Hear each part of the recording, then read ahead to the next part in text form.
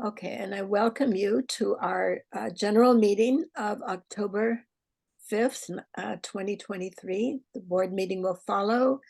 I'm going to bring up the agenda for the general meeting. Oh God, do I not have it? Oh, here we go. And we'll go through it quickly. I'll share a screen so that you can see it.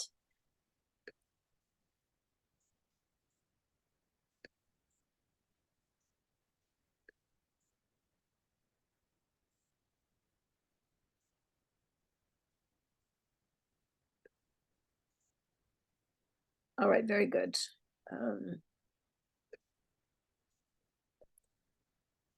Okay, I need to admit Lisa Jameson. Very good.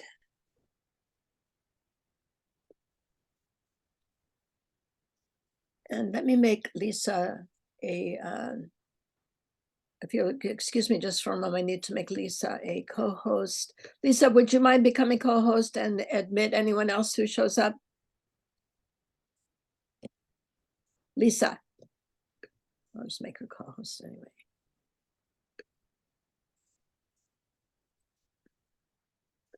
Sorry, had trouble unmuting. I think able to be here through the meeting, but I'll stay as long as I can. Okay, very fine. And if anybody shows up now in the waiting room, will you let them in? Yes. Thank you very much. All right. Okay, on tonight, our agenda for our general meeting is as follows. We will need to approve the agenda in a moment. We'll introduce those people who are members, those people who are guests and visitors. We will have a special guest, Greg Anderson, and his partner, who will talk about their home-based hauling business.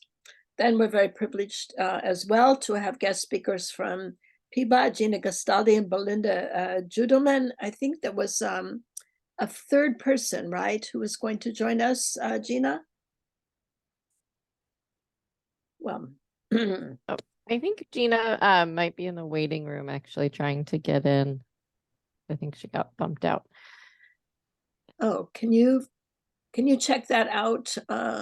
I am trying. I am on my phone. I'm gonna go into the computer so that I can do Okay, it better. I'm admitting Gina and Stephanie Torgerson. Okay.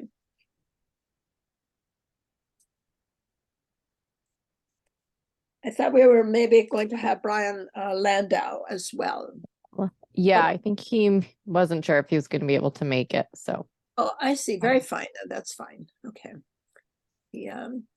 All right. So back to the meetings. We'll do Exploring Brentwood Darlington. Then we'll have our presentation about trees in the curb zone, which is a really fascinating pilot project. Part of it's got two parts to it, and one part is going to be affecting our neighborhood. We'll have news for Black Futures Farm, Master Gardeners, and Woodstock Library if their representatives are present.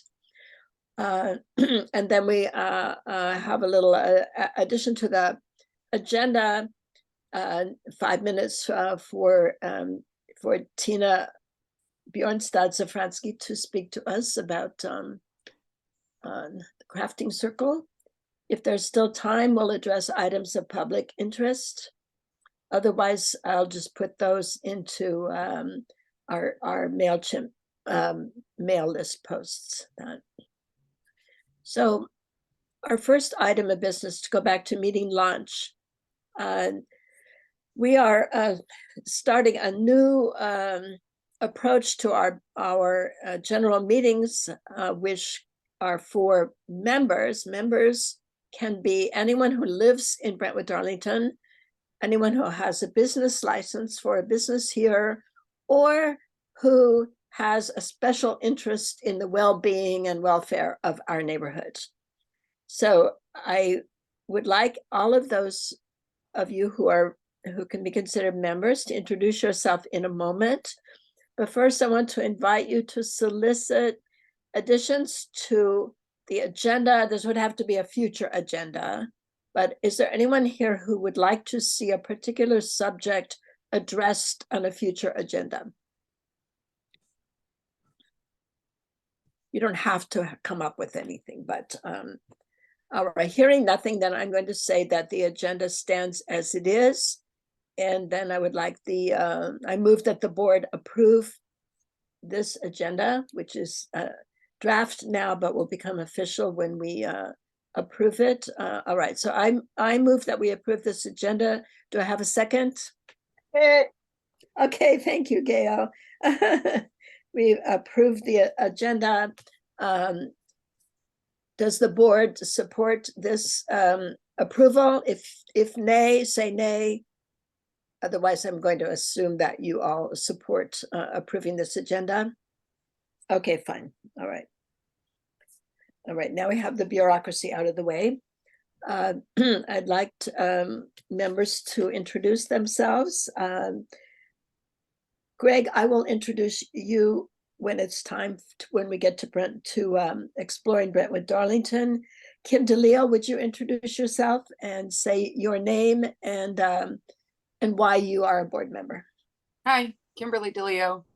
I joined the board a couple of years ago, and I think my interests would be community safety and any volunteering in the neighborhood. I initially joined because I was upset about the traffic on Duke Street. That was a few years ago. Oh, right. Yes. Well, and nothing's been done about it, right? Okay, thank you. Gail, would you introduce yourself?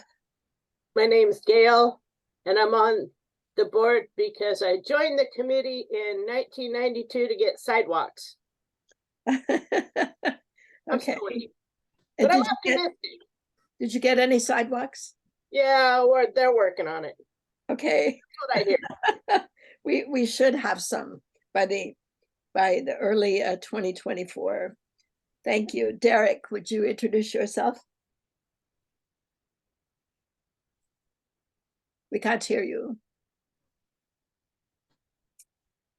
Okay, we'll come back to Derek. Derek is one of our board directors. Tina, would you introduce yourself? Hi, I'm Tina, and I'm an advisor of the board. And I originally joined the board as a member, my very first meeting, because I believe in walking my talk. And my talk is community involvement and service. And my passions run in recycling, sustainability, feeding the people. Are just a few of my bigger passions. So I'm currently converting my third of an acre into an edible forest. And you got a pear with your little. I did on my like. They say that it's going to take about 5 years before it starts producing fruit, and it's on its first year. And I had an actual, honest to God, real pear, and it was so good. So yeah, and then I just planted olives, so I should be able to press my own olive oil within the next 2 years. So that's really very exciting. Okay, very fine. Thank you. Then board director Vivian Shong has joined us. Vivian, would you like to introduce yourself, please? Sure. My name is Vivian. I've been on the board for maybe about a year. Been in the neighborhood for 5-6 years now, I want to say. My reason for joining was generally an interest in livability, all things livability related to walkability, transportation, businesses, and tree canopy, among other things. And it's been a very enlightening experience, and I've learned something new every week. Oh, very fun. That's it. Good. Thank you very much, Vivian. Lisa Jameson, would you introduce yourself, please? Hi, I'm Lisa Jameson. I moved to the neighborhood in November of last year, so just shy of a year. And just want to get involved in the community, care a lot about the community center and trying to bring that back to life, and just the general health of the community. Oh, very fine. Thank you so much for being one of our advisors. Really appreciate it. Derek Covey, are you connected to us yet? And could you introduce yourself? Okay, well, that's apparently not going to happen. All right. Let's see. London, would you please introduce yourself? Hello, my name is London. I am a resident and been living here a little over 2 years. joined because, yeah, I just want to get involved in the community. And it's, yeah, exciting all of the PBOT projects going on. And I actually just started at PBOT in May as a civil engineer. So really? interested in seeing things on this side. Oh, boy. Wonderful. That's exciting. Thank you very much. All right. Belinda J., would you introduce yourself? Yeah. Hi, everyone. I'm Belinda Udelman. I'm a planning and policy analyst with urban forestry in Portland Parks and Rec. And I'm here in collaboration and support with Gina, who I'm sure you'll be hearing from in a moment. Oh, right. And yes, I wasn't quick enough to think you were the Belinda Judelman that we were waiting for. So I was going to have you introduce yourself when we got to your presentation, but this is fine. So thank you very much for coming here and addressing us. Kay Abe, are you able to introduce yourself, please? Sure. My name is Kurt Abe, and this is Sadie. That's more important. And I'm a resident of 67th and Cooper. I've been here for about 2 years and 4 months, and still getting to know my neighbors, but trying to build a community at least within the street that I live. Thank you. Oh, very fine. Thank you very much, Ed. And we have a Kurt here. Kurt, could you introduce yourself? No, that's me. Oh, I beg your pardon. All right, got you down twice there. I beg your pardon. Thank you, Kurt Abe. Stephanie, could you stop sharing your screen and then we can see each other better? Yeah, Unless- I'll stop sharing it now. Thank you. Okay, very fine. Thank you for suggesting that, Lisa. I beg your pardon. All right, I think we've heard from everyone now except for Greg Anderson and his partner, who will introduce themselves in a moment in our forum. I'll introduce myself briefly. I'm Stephanie Frederick. I'm the chair of the Brentwood Darlington Neighborhood Association. I joined originally 7 years ago because I'm very interested in transportation and livability issues. And now as chair, I'm also interested in opening up the Brentwood Darlington Community Center, building community on the ground all through our neighborhood, because we are facing challenging times ahead. And if we are able to pull together and know one another, we are going to thrive. But if we are not pulling together, we are in trouble.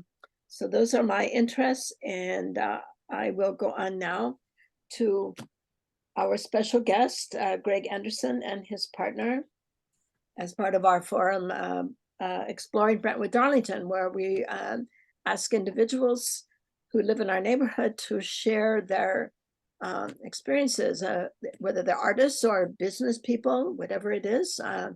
And so we're delighted to have them join our forum and tell us about their work. So go ahead, Greg, introduce yourself, please, and your partner. Hi, my name's Greg Anderson, and my partner is Trisha Morton. We lived in Brentwood now 11, 12 years next year. And we operate a small hauling business here. I met Stephanie at the recycling event at the community center back in March. And I was able to take some larger items that the recycler couldn't take, and some of the more like specialized hazardous material stuff for him. So what my business is it's for the larger items that you can't get in your trash, that people in the community have a hard time getting to either a recycling facility or to Metro. Sofas, beds, a lot of paints. I try to recycle as much as I can. Chemicals, hazardous materials, stuff that just can't go in the normal garbage. And I generally don't charge a lot. I work very well If you can't afford it, then you can't afford it. So I cut people breaks where I can, when I can. I also do remove appliances for them. That's kind of been what I've found here lately. A lot of refrigerators, stoves, dishwashers, kind of oddball stuff like that people can't generally get to where they need to be themselves. I recycle as much as I can. It's kind of hard, the restrictions and everything about what can be recycled and what just has to go to the landfill, unfortunately. And so that's pretty much it in a nutshell. I do a lot. Every once in a while I'll post on Facebook. That's kind of how I advertise. And just word of mouth. And I work very closely with a lot of other people in the neighborhood that also do small businesses and kind of different trades and whatnot. I know a couple landscapers. I know a tree pruner and some other people that just do random odd jobs for the neighbors. So that's kind of that's what we do. And Trisha posts every once in a while. I post, and just that's kind of how we get our names out there and and get it going and helping everybody out. So Oh, very fine. And how long have you had this business? about 5 years now. So we started it as kind of a supplemental income for us. So because we have 3 kids, and so this kind of helps fill some time and fill some gaps financially that we have. So What are some of the most unusual things you've been asked to collect? It's not, I haven't really had any unusual things. Generally it's furniture that, everybody's dog's laid on and everybody's cat scratched up, and beds that are rather been used very well, and just oddball chemicals. I helped a neighbor the other day. She had a tote full of paint from when the house was originally built, and she had lived in the house for 5 years, and it had been sitting in her garage, and they finally decided it was time to get rid of it. So, and that's nothing odd, just your general household, large objects, furniture, TVs, just stuff like that. Okay, well, we certainly appreciated your help at the at our Spring Green electronics recycling event. You were just an invaluable asset there. So thank you so much. So how should people get hold of you? Do you have a website, or do you prefer people to email you? Or Yeah, I would prefer people to email me. I check it regularly in the evening. And then either texting or calling works too. And I can get right back to you. So I think you have my card. I do, and your card has one email on it, and then you've given me another one. Oh yeah, the email, the Gmail is the new email that I have. Okay, fine. All right. Would you So mind putting that email address into our chat? So, okay. and then Yeah, I will work on that. Oh, yep, there it is. Okay. okay, and then we'll be posting a takeaway, a summary of what you've told us on our MailChimp list and our website. So Okay. we'll put your name out there, and we'll put your Gmail email address. Awesome. Cool. Thank you. You're welcome. Does anyone present have any questions they'd like to pose to Greg or Trisha? Not at the time. The email or the phone number in the chat yet. Yeah, I'm working on that right now. Our policeman. Okay. Thank you, Gail. And all right, thank you very much, Greg. And we'll stay in touch because yeah, I think you're providing an invaluable service to the neighborhood, and we appreciate what you're offering. Okay, thank you. Arlington. Thank you so much, Don. Okay, so now let's go on to our presentation this evening by that will include Gina Gastaldi, Belinda Judelman, and possibly Brian Lando. I don't think he's here though, right? And they are going to talk about this special project, Trees in the Curb Zone. So Gina, would you like to proceed? And if you do you need to share screen? Yeah, I'll just say hi and then I'll share my screen, if that's okay. Sure. Would you like to introduce yourself? Yeah. Hi, everybody. My name is Gina Gastaldi. I'm a transportation planner at PBOT, and I'm the city's pedestrian coordinator. So a big part of my job is all things pedestrian, including infrastructure like sidewalks and crossings, and also the policy side. So if you have any, I know a lot of people mentioned that they got on this committee to kind of help further that piece of the neighborhood's work. So I'm right there with you. And if you have any questions, feel free to reach out. And Belinda, did you want to say hi again? You kind of introduced yourself. Yeah, I'll just say hi again. I'm with Urban Forestry and Portland Parks and Rec. Thanks so much for having us. We're so excited to be working on this project. Yes, and so we were here back in February, I believe.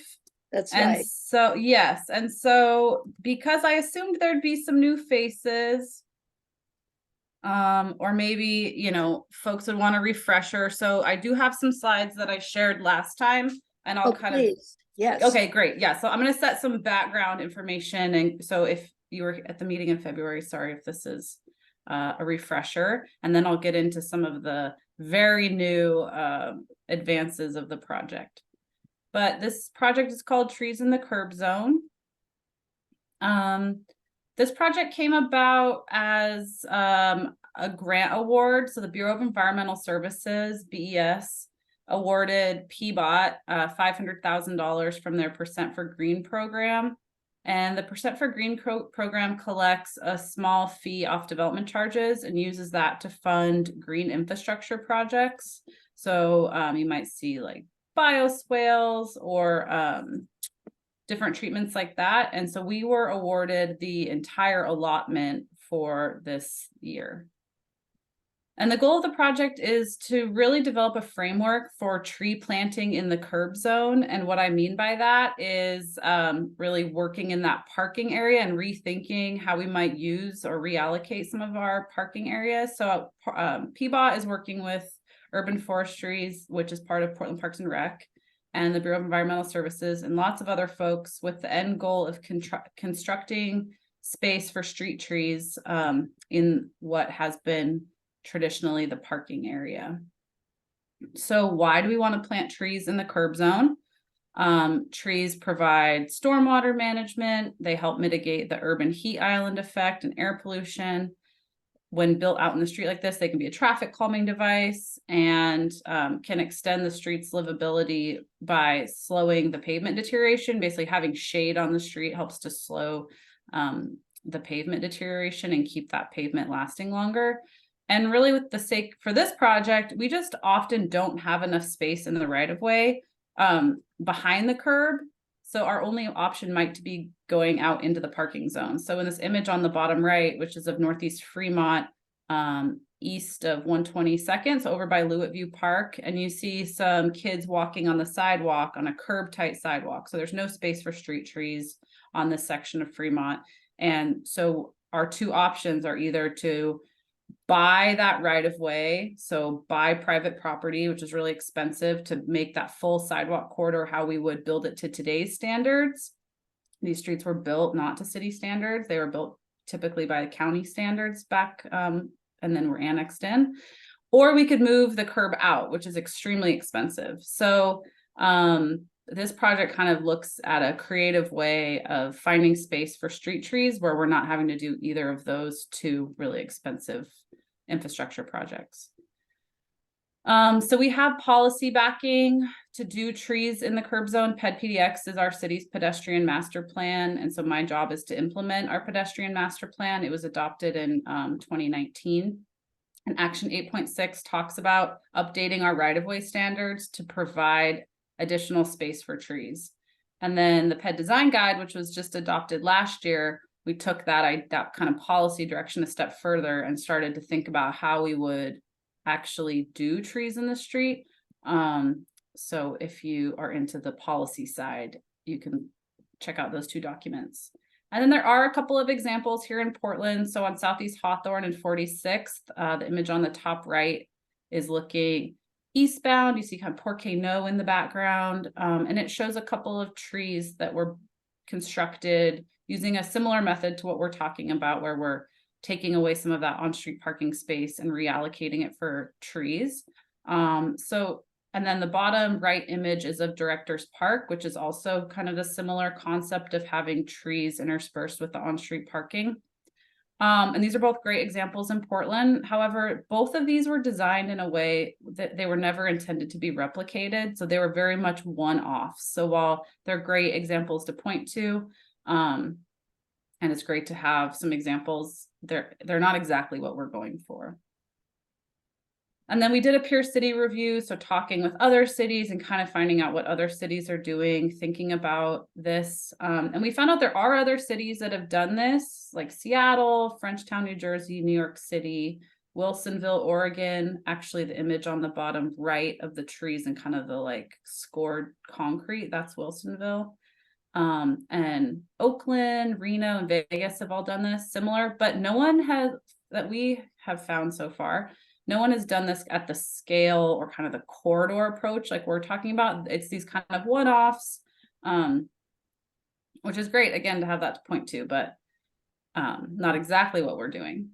So the criteria for tree planting and the images on the right are really diagrammatic, kind of bird's eye views with the bare minimum dimensions, just kind of to help you understand what we're talking about here. So the top image is the most like what we are going to be constructing, where it's a large kind of poured concrete curb that's set about a foot off the existing curb, and that now becomes space for a street tree that didn't exist before. So when we're looking at criteria and we're trying, I got this $500,000 grant and trying to figure out where we could do this, where we could build this.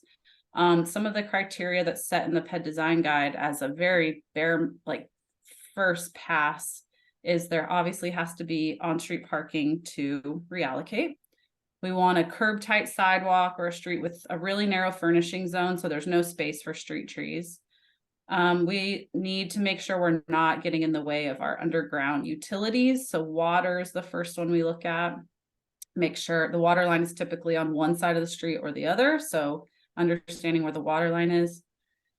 We want to make sure that we're not impacting emergency response vehicles. So we've met and briefed the Fire Bureau on this project. And then we want to make sure that we're not kind of precluding a project that's coming down the pipeline. So we have a curb extension policy that basically has it's a map of streets that we can't build curb extensions on, because we might have like a bike lane coming in or a future bus priority lane, just making sure that we're not building this kind of living infrastructure and having to rip it out in a couple of years. So being very thoughtful about where we put these in.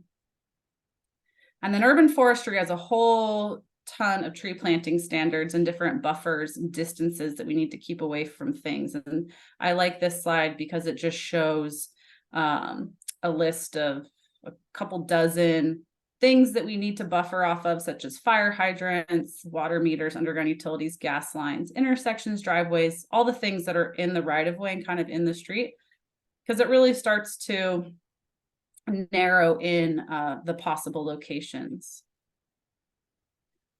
And then additional criteria for this project, this pilot project, is the urban heat index. And we all, or a lot of us were here during the heat dome and really felt how different parts of town experienced that event.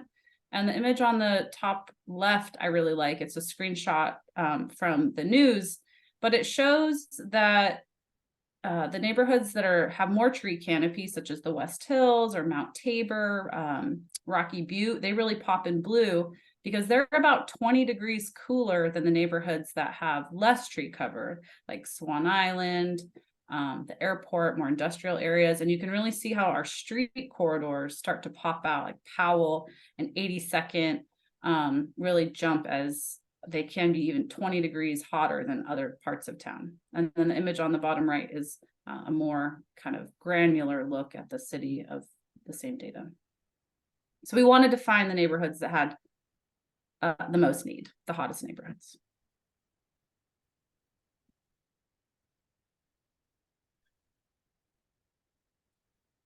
And so running all of that criteria through GIS, a cluster of streets or types of street kind of conditions started to jump out. So a street like Holgate, where it's very wide, curb tight sidewalks, no place for street trees. You could imagine that that street would be really, really hot on a 100-degree day. Woodstock, where we have the really narrow furnishing zone, on-street parking. So these are just the kind of types of streets that rose to the top when we looked at all that criteria that I described and the urban heat island or the urban heat index. Duke, in your neighborhood. And then so we took these kind of cluster of streets and started to look at them a little bit more closely. So this graphic, this map shows the urban heat island. So basically the heat from PSU's data set. And then we overlaid these kind of cluster of streets that jumped out. So just to show, you know, Duke and Woodstock and Holgate have a much higher urban heat index than other parts of town that have more trees. And then we looked at the equity matrix as another kind of piece of the story. And, you know, there is definitely a relationship between tree canopy and equity, and a lot of historically underserved neighborhoods having less tree canopy. And you can see that in this map, and, you know, lower Southeast Portland and East Portland experiencing that. And then from the kind of transportation planning side, we wanted to look at traffic volumes and traffic speeds.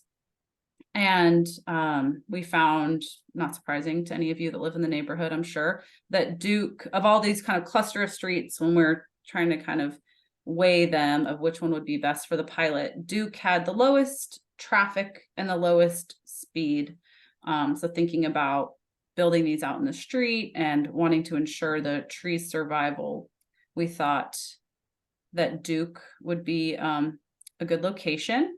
And then there's this lower Southeast Rising planning study happening, and they looked at the heat also. So just kind of another project that we were able to tap into and use some of their information in our project.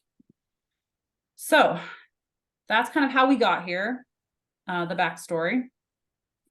And so all of that work brought us to this map. This is our street tree planting, kind of high level, but getting into a little bit more detail of per block, how many trees we're going to plant per block. So we think we're learning a lot as we go, but essentially this is kind of where we're heading. So the green circles with the numbers represent the number of trees per that block. So we've got Duke from 82nd to 94th. We're going to be doing about a third of the trees. And then Southeast 87th from Claiborne to Bybee, about 2/3 of the trees. And I know when I was here back a number of months ago, this map looked a little different, and it was Duke from 72nd to 92nd. And the reason why that has shifted is that the Brentwood Darlington multimodal project is going into construction very shortly. I think they're out for bid right now on that construction contract. And when I met with the project manager of that project, they realized that if we did all the parking removal that project was going to be doing to clear the sight lines for all the different crossings that they were installing. That project plus our project was basically going to wipe out all the on-street parking. So where we decided to land on it is to bump the project to this between 82nd and 94th.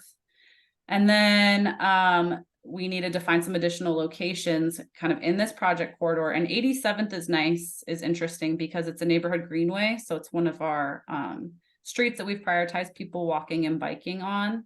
And then it is along Glenwood Park, which doesn't have any street trees along the park. It's a curb tight sidewalk, obviously. The only way that park would ever get a full standard sidewalk of how we would build it today is if frontage improvements were triggered, which does happen, but doesn't seem particularly likely. So working with parks and working with folks at PBOT, we decided that 87th seemed like probably the best bet. And plus just the way that the underground utilities lined up, because it's a park, there's no gas line. So another big thing that we were finding on Duke is that the water line would be on one side of the street and then the gas line would be on the other side of the street. So that really precluded, that's why you don't see anything between 87th and 90th. It's because we've got the water line on one side and the gas line on the other side. And so we can't cut into the street for those reasons. We can't afford to move utilities with this project. Gina, I yeah. ask a question, please. Could you go back to what you were describing that PBOT is planning to do on Duke west of 82nd? I'm not familiar with a project on Duke that PBOT is working on. Oh yeah, it's this project. I pulled it up. I thought someone might ask. It's the Brentwood Darlington multimodal improvement. So this is Duke, Ogden, and Flavel. Yeah. Sidewalks. Okay, thank you. Yeah, so there's a bunch of sidewalk going in and crossings on Duke. Yeah. Oh, that's right. Yeah, sidewalks. I beg your pardon. Thank you very much. Okay. Yeah, no problem.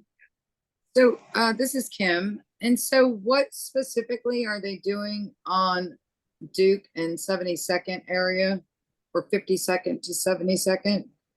Are they putting any crossings in? Yeah, they're putting in a bunch of crossings. So they're filling in all of the sidewalk gaps. So the sidewalks will be constructed. And then, so yeah, as of last week, the project has officially gotten funding and it's going out for construction. So they're building. Oh, good. Sorry. Yeah, so they're building all the sidewalk on Duke from 52nd to 82nd and on Flavel, both sides of Flavel. And then putting in a number of crossings on Duke. So 57th, 62nd, and 64th. Okay. Yeah, because from 52nd to 72nd is a raceway. I mean, there are no speed bumps. There's nothing. From 72nd to 92nd, there's speed bumps. Yeah. Yeah. So, yeah, the street definitely changes. And then I'm wondering, maybe you can help us with this or just put a bug in someone's ear. Sure. I don't know how we get like a high crash corridor sign for 72nd and Duke. I noticed those when I was driving, I don't know, somewhere in the numbered streets up in the 120. Yeah, so that is a designation that you don't want. That means that intersection is in the top. So when you see those signs, like there's one on, I live near 82nd and Gleason, and there's one there. And that's because that's in the top 20 most high crash intersections in the whole city. Yeah, so we just put them in the top 20 high crash intersections. Because we've had some fatals there. That's a pretty dangerous intersection. So if we could do anything to help mitigate that, it's pretty terrible. Anyway, thank you. Yeah. So here, Brian Poole, if you see this, he's the project manager for this Brentwood Darlington project. If you have any additional thoughts, you can definitely share with him. But yeah, so that's why initially we were looking at doing trees in this stretch, but because of this project, we ended up having to push it. It does. Yeah. Thanks. Oops. Go back to my presentation.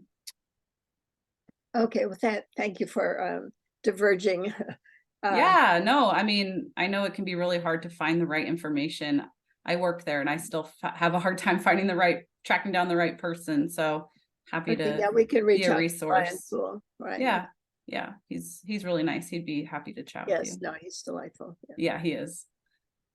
So this project is doing site refinement design and this actual construction and plus the tree maintenance, which I have a whole slide about. Outreach to all the adjacent property owners, and then creating really the standards and guidance so that this treatment can be applied more broadly in other parts of, I mean, I would love to see it everywhere. But looking for ways to, and looking for other areas to put this in, so part of this presentation is to kind of tell you and show you what's going on in your general part of the city, and then also kind of put the bug in your ear for thinking about, you know, where this treatment might be appropriate in other parts of your area. So then the project timeline, go ahead. Gina, Vivian Shung has raised her hand. Vivian, yeah. want to ask a question? Yeah, my question is actually back on that Brentwood Darlington street improvement project. Yeah. Since this project won't be going that far out, is that project going to be adding tree plantings in addition to the sidewalks? No, because there's not space there. There's not that space, exactly. Yeah. Okay. And there's not the space. You kind of refer to this, the project we're talking about now, as a corridor framework. Is will the corridor extend down further west once the Brentwood Darlington street improvement project is finished? Or do you think this is the extent of it? There's no funding for that at this moment, but it doesn't mean that it couldn't be retrofitted for that in the future. Okay, gotcha. But at this time, yeah, so the Brentwood Darlington multimodal project is federally funded. And so it's really strict about like the scope of work and what can and can't change. So this pilot project on Duke from 82nd to 94th, and then on 87th, this is the first time that the city and forestry have partnered together on a project like this and this kind of scale. It's why we're calling it like a pilot project. It's really the first one, and it's pretty innovative, even as I've given a similar presentation to other folks around the country. This is some pretty innovative stuff. So all that to say, like, we're in the middle of it and going into construction hopefully pretty soon with the tree project. This Brentwood Darlington multimodal project was like years in the pipeline. And so it's just the timing didn't work out right to try to add things to their project. It was just getting really tricky with the federal funding piece. But not to say that we couldn't go back and retrofit. Because they're really just touching the sidewalk. Okay, very fine. Gotcha. Thanks for clarifying. Yeah, I know it's a little confusing. It's like, why not just do it while you're there? And unfortunately, it's just not how the funding works. So just a quick project timeline. We've kind of gone through the site selection and refinement, that internal coordination with all the different city bureaus, the technical design and outreach with communities, doing outreach to the corridors and kind of a buffer around the streets. We're hoping to go into construction. I'm waiting to hear back. That's why there's kind of a big window, but we have a contractor and hoping to go into construction this winter, continue that community conversation, and then tree planting early next year during the kind of tree planting window when it's still cold and rainy. And then project wrap up. Some of this might need to shift if we can't get into construction soon enough, but that's kind of where we're headed right now. And then the ownership, go ahead. Oh, okay. Sorry, I can't see anyone, so it's hard to know when people. I beg your pardon. Yeah, no, part of please. constructing the wells is putting the right kind of soil into them, I assume, for the trees. Yeah, exactly. So urban forestry is in charge of the soil selection. So we have Belinda and I are, kind of leading the project for our different bureaus. And then there's a tree inspector on the project. And so that person is in charge of the soil selection and finding the right soil mix, and then also the tree species selection. Oh, nice. Okay. I mean, sorry. Oh, you're fine. Yeah, so typically in Portland, street trees are the adjacent property owner's responsibility. So if you move into a house and there's a tree, or you want to plant a tree in that planting zone, the ownership and maintenance, like watering it and pruning it, that kind of stuff is on the adjacent property owner, and that's in city code. But I worked closely with our city attorney's office and with Portland Parks and Rec, Urban Forestry, to come up with an agreement. And so actually the trees, all the trees planted as part of just this pilot will be urban forestry owned and maintained. They will be a city asset. So there's not going to be any maintenance burden on the adjacent property owners. And PBOT will own and maintain the curb and any signage. So folks on the corridors are not financially on the hook for these. Okay, that's nice. That would make it more acceptable, right, to people. Yeah. Good. Yeah. Sorry, I keep losing my cursor. Oh, and then we put together a couple of fun partnerships through this project as well. So Urban Forestry is going to be offering free yard trees to all the properties along these two project corridors, and that will include free delivery and then information on planting and care. And Forestry's free yard tree giveaway is open right now. They're kind of larger tree giveaway if folks are looking for trees. And then Portland Audubon heard about this project and reached out. And so their backyard habitat certification program is a partner on this. So any households, they're being pretty generous, like really within the kind of planting area, they'll waive the fee for the program membership. And then they also have gift cards for a native plant nursery. And we're wrapping up the final details of that right now, but we'll have some more kind of incentives to give to folks on the corridor and raise their awareness about native plantings and animal and climate friendly habitats. So trying to kind of bring in a few pieces. So right now our next steps is to continue outreach with the neighborhood and different community groups like yours. We're working on our 95% design. So that's the kind of design plan set that all the different utilities and partners review and approve. And we're finalizing the cost estimates so we know exactly how many we can build, because we're not sure yet. And then finalize the construction schedule. And there is a project website, transportation/planning/trees curb zone. Or if you just go on the PBOT website and type in like trees in the curb zone, it'll pop up. And then here's my email address if you have any questions. Well, thank you. Thank you. So about how tall will these initial trees be? They're not going to be little baby trees, right? Linda, how tall will the trees be? Yeah, I mean, when they start, they'll certainly be babies. But we are, it's going to depend on the site. So we put a lot of careful consideration into planting the right tree in the right place. And so because this is a pilot, we're testing out a few different sizes of the facilities. So we'll be looking at where the facility is, how big the planting space is, whether or not there's overhead power lines, things like that, and then picking the right species. But so we want to see trees that are as big as possible. So they will be as large as we think that they can be and safely grow in that space. And I saw a comment in the chat just about if I'm curious about root issues. So that's also something we consider. Some species are sort of more prone or could be more prone to having issues with sidewalks or street. So we'll definitely be thinking about that so that there aren't those kinds of conflicts. Well, it's very exciting. Kim, you have a question, Kim DeLeo?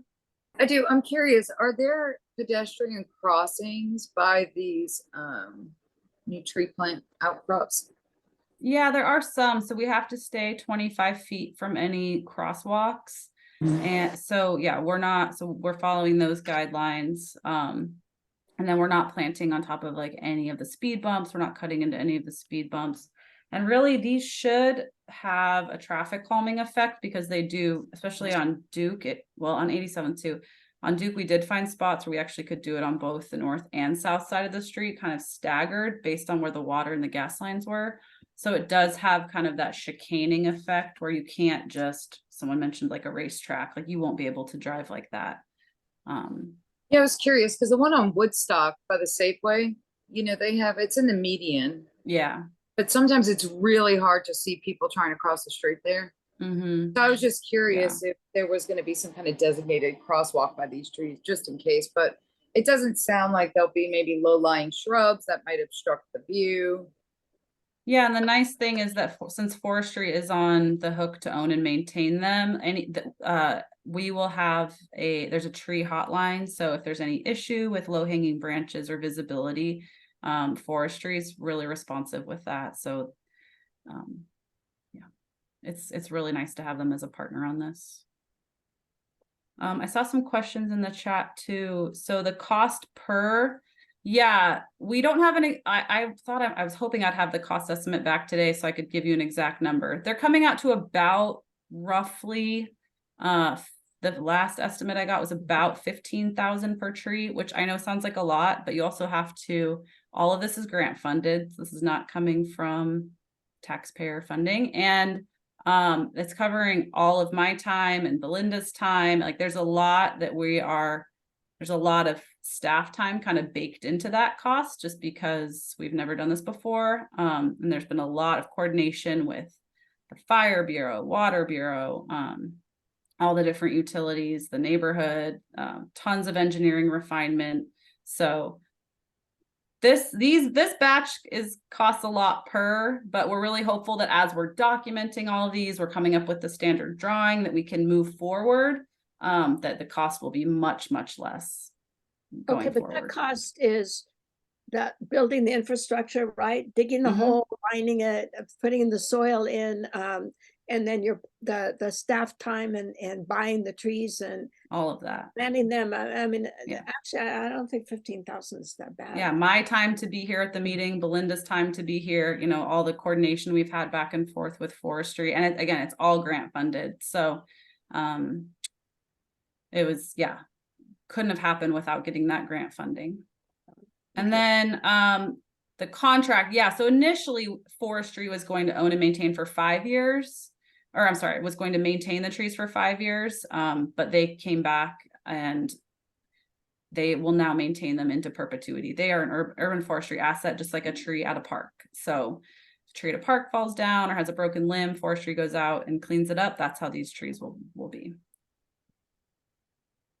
Okay, very fine. This is fascinating and very exciting. So, so we should have trees in the ground by sometime next spring, right? That's the plan. Yep. Belinda and I are pushing as hard as we can on it to get this going. I really want to catch this planting season. Otherwise we have to wait until next year, till next fall. And then in terms of, it looked like Tina had a question about, yeah, so the backyard habitat fee and the free yard tree, those are really just for the homes kind of on those two corridors. It's just an example of, you know, we are reallocating that parking in front of your house, but we're also trying to be good partners and find like innovative things to bring to the neighborhood. But the larger yard tree giveaway that Portland Parks and Rec is doing right now is open. You can definitely check out their website. And then the next neighborhood and kind of larger, yeah, what does the future of the program look like? I'm constantly meeting with people and trying to spread the word and, you know, meet with whoever. Vivian invited me to come speak to this group, and I'll come talk about this to anyone who asks me, because I really think that this is an innovative program and something that I and Belinda, if I may speak on your behalf, something that we really want to see across the city and get it and garner as much support for. So while right now it's on these two, you know, very constrained corridors, I think there's a lot of opportunity to see this in other parts of the city. Are you getting inquiries from planners in other cities? I'm getting inquiries from planners in other countries. Like cities aren't doing this. Yeah, I got to present this project at a big international planning conference in Denver in May, and people were so excited and, you know, wanting to see our drawings and what lessons we've learned. So Belinda and I are putting together a lessons learned memo that we can share out for other cities that want to do this too. I know it sounds relatively simple and the concept is simple, but there's just a lot of It's just the devil is in the details in this one, things I would have never thought about. So yeah, it's super exciting. It's my favorite project, that's for sure, at work. Oh, well, thank you. Thank you so much. Your excitement is infectious. And so Yeah, and then, you know, in terms of what would a future program look like, I don't know if people are following PBOT's budget woes, but not a lot of extra money. But, you know, there are some other funding opportunities coming down the pipeline, like PSEF. I don't know if your group is looking into the Portland Clean Energy Fund, and, you know, maybe that could be a way to expand this to other streets, because that's definitely where I want to see it go. Mhm. And are you getting requests from other parts of the city to have this happen on their streets, or? Constantly, yeah, constantly.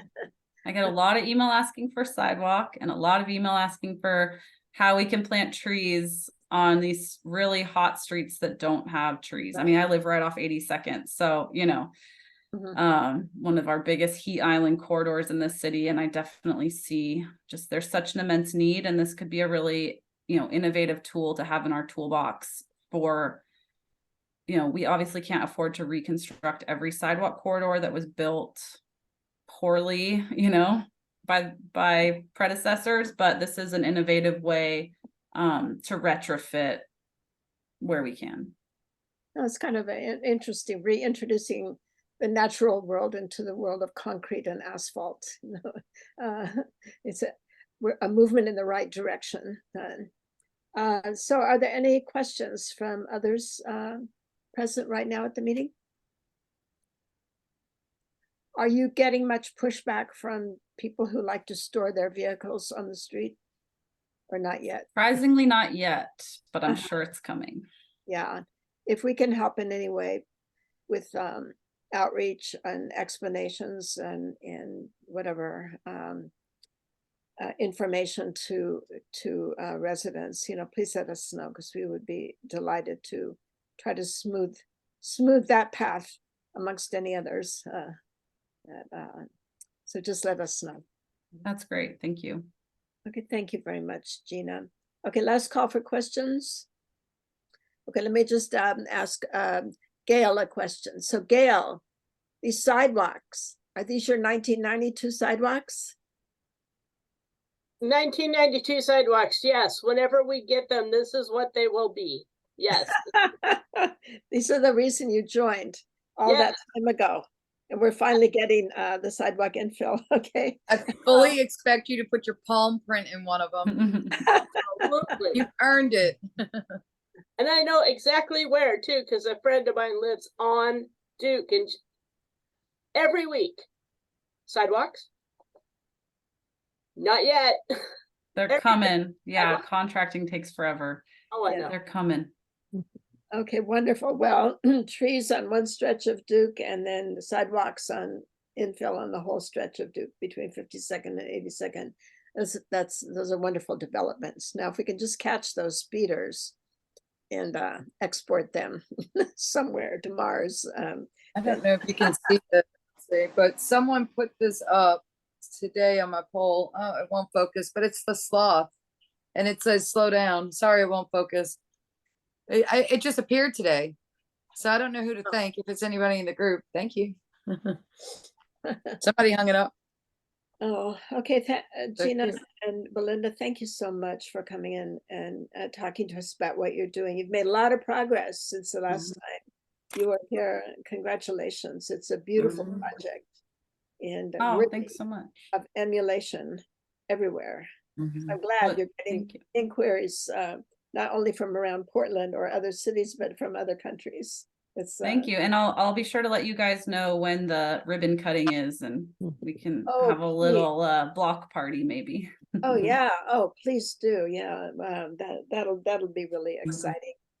Okay. Thank you again for taking time to come and tell us about this fabulous Excellent. project. Yeah, feel free to reach out with any questions. Okay. Thanks. Thank you. Thank you. Bye. All right. Bye-bye. Okay, so Tina, are you still with us? I don't see. I am. Okay, you want your 5 minutes to talk about crafting? Sure. So we're wrapping up the calendar year and we're getting into holiday season. And so typically we do Crafting Circle the second and fourth Thursday of each month, with holidays being towards the end of each of the coming months. We are down to doing one Crafting Circle on the second Thursday for October, November, and December. So just putting it out there, passing the word, encourage people to come, even if it's just with a coloring page or a cup of coffee that you just really could use the pick me up of being around some nice human beings, physically distancing inside, but still connecting with our neighbors. So just putting it out there. I will be updating on people of Brentwood Darlington as well as Brentwood Darlington Neighbors Connected. And I am hoping that Brentwood Darlington Neighborhood Association's pages will also reflect this information. Yes, ma'am. If there's any questions or thoughts, tangents, Gail and I head this up, and we've had nice small little gatherings each round. So, but shoot us a message, ask us questions, whatever. Everybody's welcome. Okay, very fine. Thanks a lot, Tina.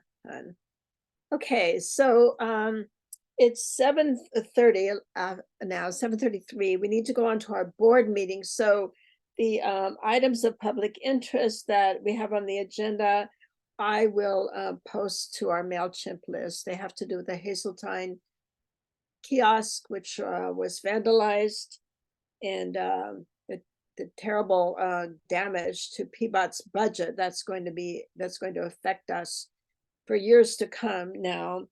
And then proposed organization of new city government. There have been new developments, so the information I had collected for that is already outdated. So I'll put updated information out there on our MailChimp list and our website. Okay, that concludes our general meeting unless there's anything that anyone else would like to say. No? I see Gail shaking her head. All right, very fine. All right, we'll conclude the general meeting here and then go on to our board meeting. Everyone is welcome to stay on for the board meeting and see what we have to say to ourselves. Or you may call it an evening. And thank you for joining us. And Greg, we're very pleased to meet you and we'll stay in touch with you. Okay, awesome. Thank you. Appreciate the time. Okay, thanks very much. And stay with us if you want. Okay, I am going to pull up the agenda for the board meeting, and we'll try to get through this quickly. Let me share that with you, and we'll just go through it real fast.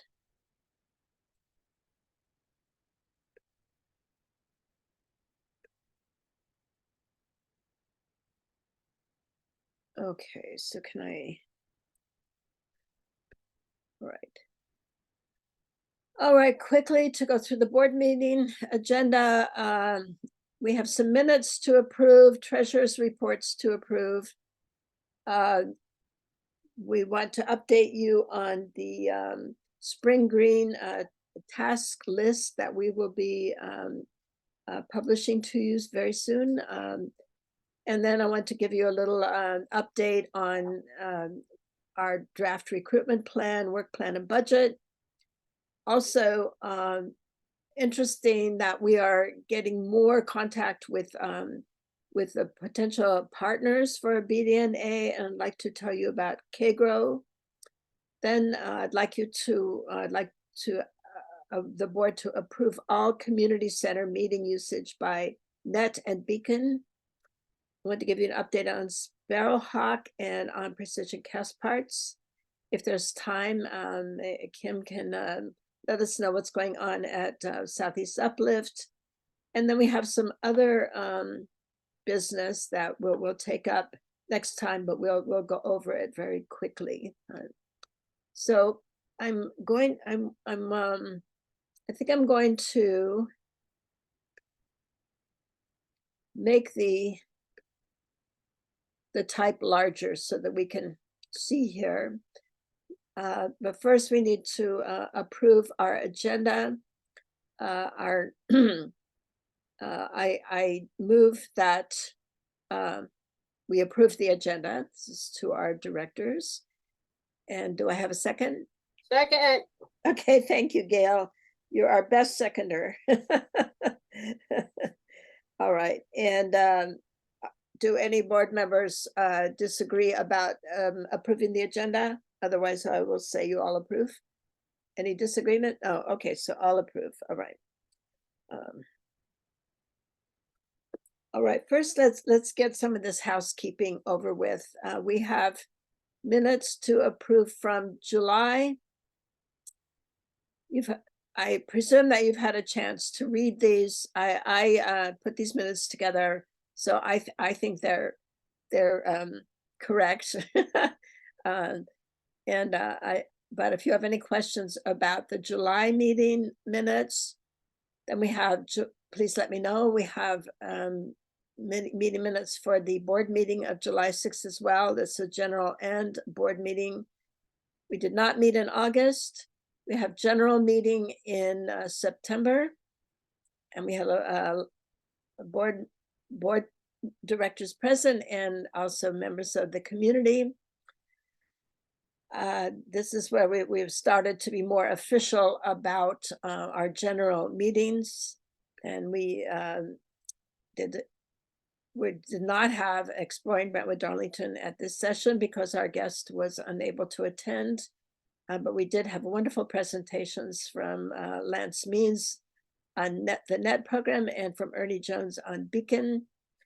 And we learned a little bit about the status of our sidewalk and greenway projects, but now we got a even better update tonight. So those are 4 sets. Oops, wait, and we have the board minutes from September as well.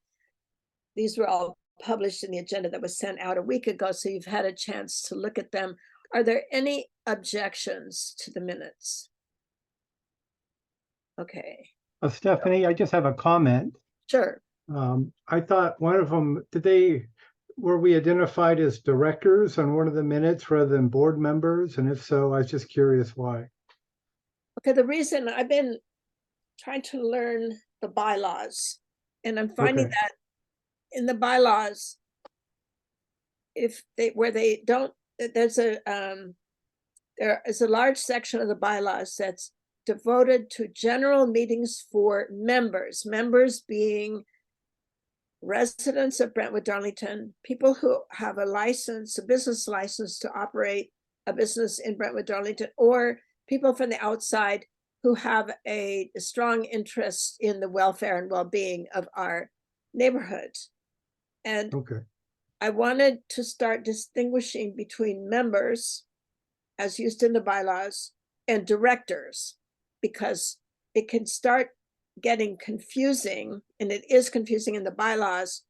You don't know which kind of members they're talking about. So I want to say, let me just say, all board directors must be members. You have to live here or have a business license or have a very strong interest in our well-being. So you're always members, but not all members are directors. Only members who have been elected to the board are directors. So okay, great. That's clear. Thank you. Yes, I just wanted to try to be real clear.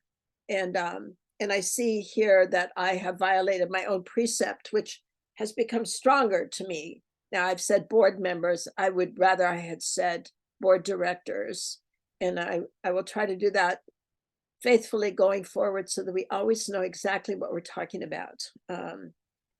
The bylaws are very big on general meetings for members, and there are privileges for members outlined in our bylaws that we have not been observing, and the public should have a much higher participation in our general meetings, which are for members, than we've been according them, and that is something that we need to change.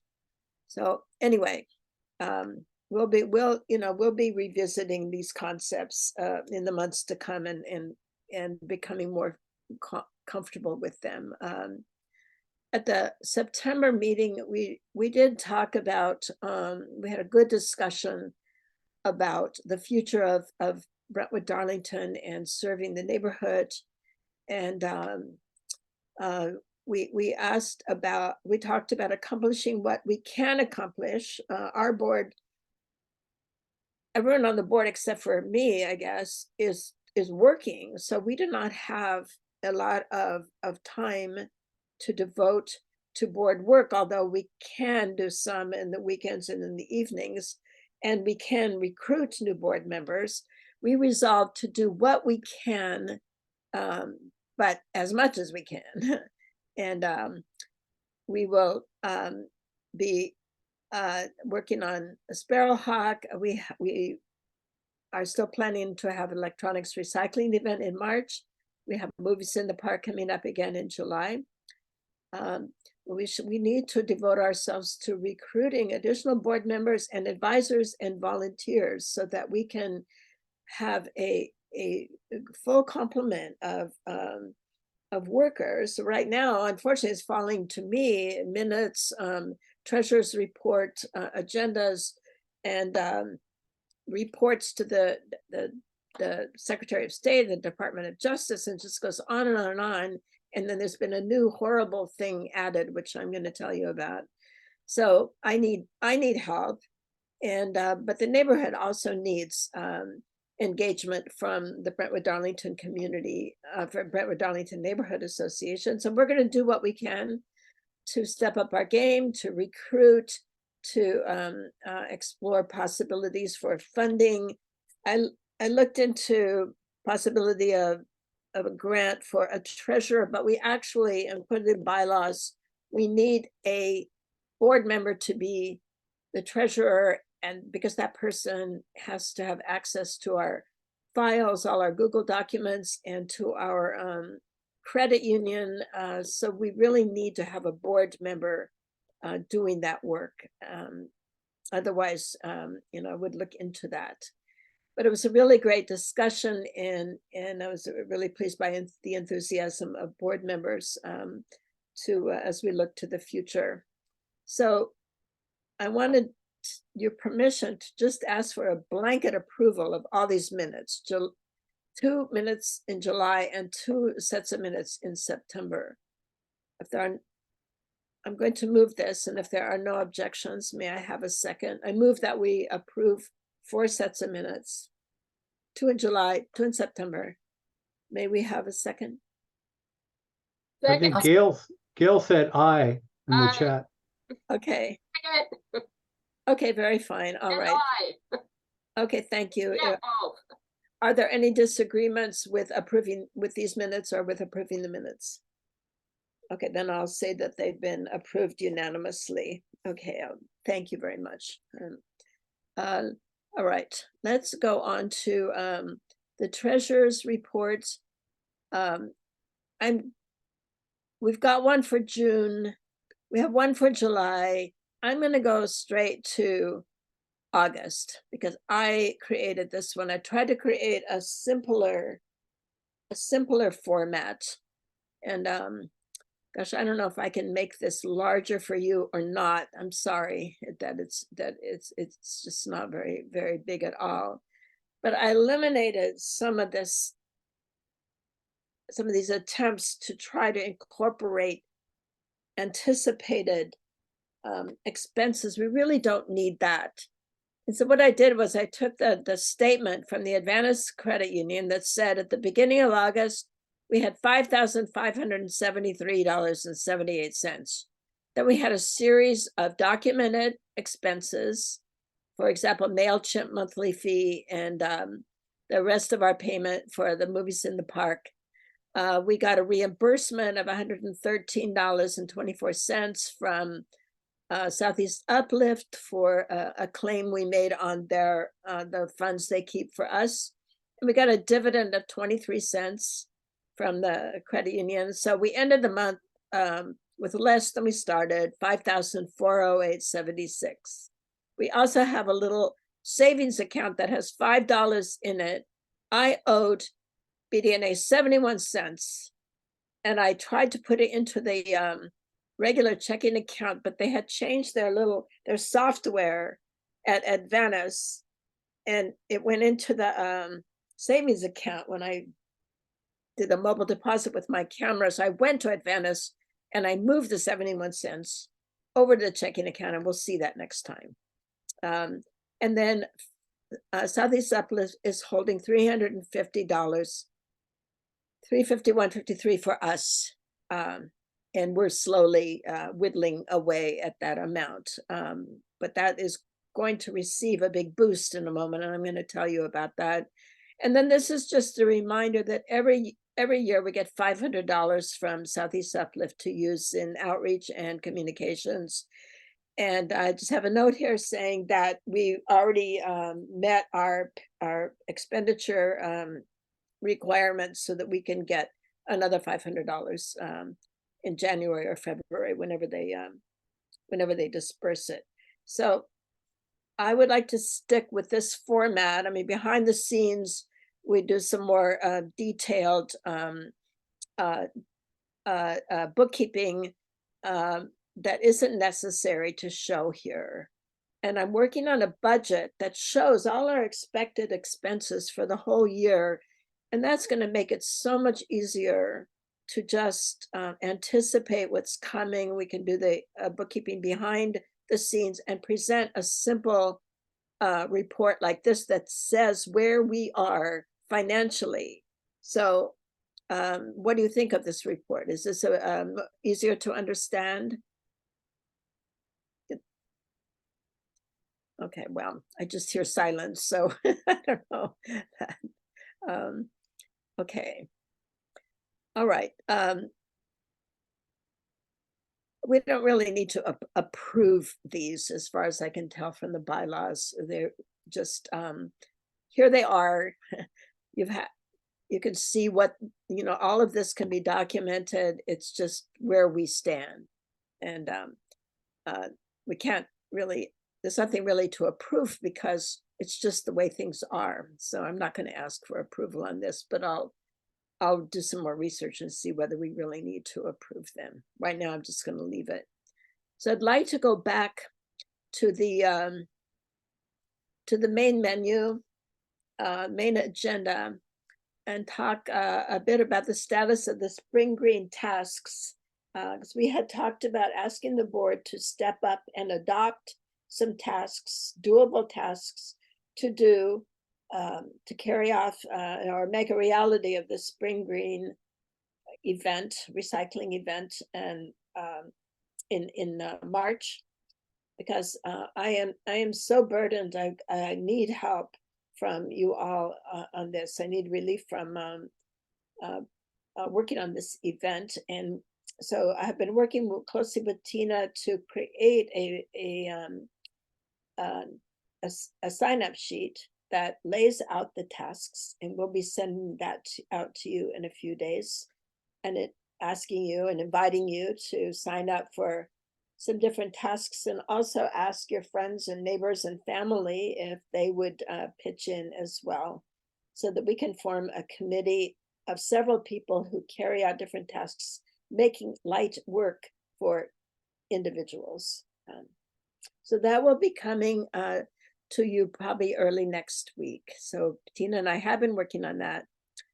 And then I have been working on recruiting thoughts, and I put together one document that we might possibly use when we're talking to other people about joining us in our work, either as board members or advisors or as volunteers who are kind of on call. And I put together this possible flyer. It says, in troubled times like ours, building community on the ground is more critical than ever before. And in each of these 4 columns, which mimic colors that are in our logo, I say the things that we are very strong in or are about to become strong in. We hold events such as climate fairs and movies in the park. the climate fair. I'm talking about our Spring Green, our sustainability fair. And then we are able to provide forums, actual and virtual, where members can propose and discuss critical concerns. This is something we are able to do at the community center, but also online, and we need to make this available to our community, this forum service. Then we advocate for residents on safety, streets, transit, local businesses, housing, and air quality. We act as a two-way conduit between residents and local officials. We've been doing more of this lately, and I look forward to telling you about KGRO in a moment. And then finally, we help our partners, big and small, formal and informal, with insurance, advertising, venue information, and more. So this year, we helped Master Gardeners by advertising their events, and they had a nice turnout. I mean, we weren't the only advertisers, but we contributed to that. And we also advertised for volunteers for the Lane Food Pantry, and they got a bunch. They got a bunch of applicants because of our outreach. I was very excited about that, and then that led to being introduced to a woman who's a director of Produce for People that's located in a part of our community gardens nearby. So we're starting to get more connections by helping people advertise their needs and their programs. It's kind of exciting to be able to do that. So I'm saying, will you join us in our work? And then I have a list of things that volunteers could do, and it's just a partial list. Write for a newsletter, post on social media, follow development issues. That's development of housing in our area. That's what I mean by that. Advocate for government investment in Brentwood, Arlington. Voice members' concerns to local officials. Post notices for partners. We need some help with our bookkeeping. It's not hard, but we need to do it. And we need to spiff up our WordPress site. I've decided to pull back on the Squarespace site for the time being. I was very excited about getting going on it. We had a offer of volunteer help to create it, and then that wasn't possible. A second volunteer also didn't work out, and I realized that I'm so enthusiastic about the possibilities for the neighborhood association that I was kind of jumping the gun here, and I think it's better to put it on hold. I learned that we can do a lot with the WordPress site. I was misled by some people. For example, I was told that the ads that were there were put there by people who get income every time they get clicked on, and that's not true. We can upgrade our WordPress site to something like $4 or $10 a month, and the ads go away. They're from WordPress, and I didn't realize that. So in any case, I want to revisit our website, and then plan eventually for a beautiful Squarespace website. Then opening up the BDCC is another exciting project.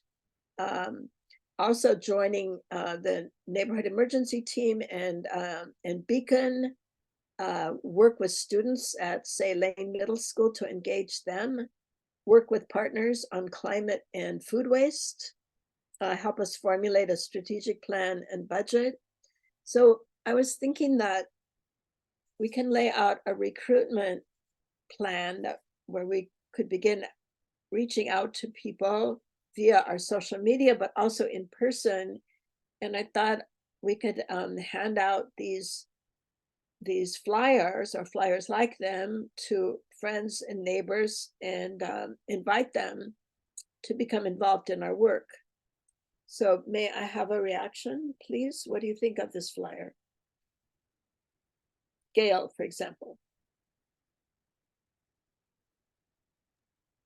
You have something where you Do you have a mock-up? A rough draft? That's it. Where? Oh, did I not share the screen? Oh, shoot. Oh, I beg your pardon. I stopped sharing on the, that's ridiculous.